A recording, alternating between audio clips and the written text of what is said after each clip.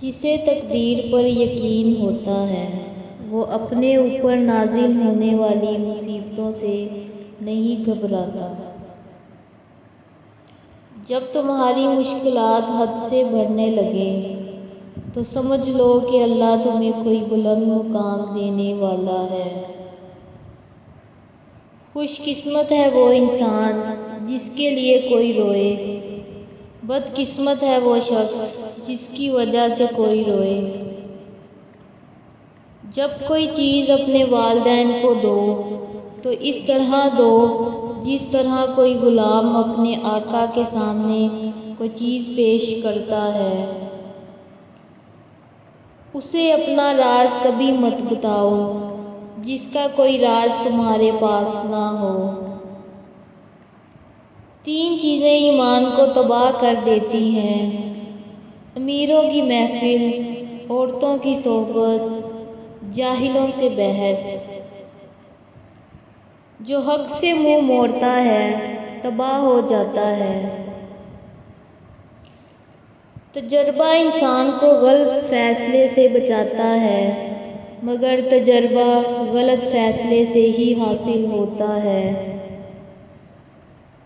اپنی زبان کی تیزی اس ماں پر مت چلاؤ جس نے تمہیں بولنا سکھایا۔ مصیبت کے وقت بھی مطمئن نظر آؤ اور مشکلات کے باوجود خوش باش رہو۔ کیسے پتہ چلے گا کون کتنا قیمتی ہے؟ فرمایا، جس میں جتنا زیادہ احساس ہوگا وہ اتنا ہی زیادہ قیمتی ہوگا۔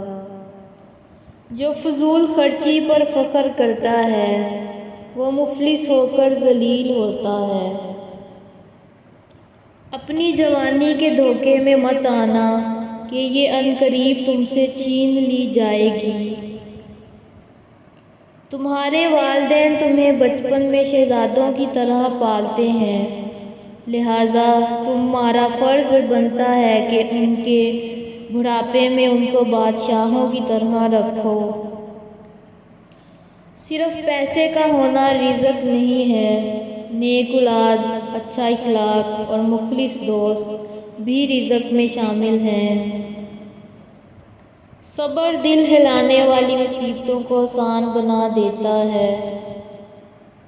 جس زبان سے جھوٹ نکلنا بند ہو جائے اس زبان سے نکلی ہوئی ہر دعا قبول ہوتی ہے۔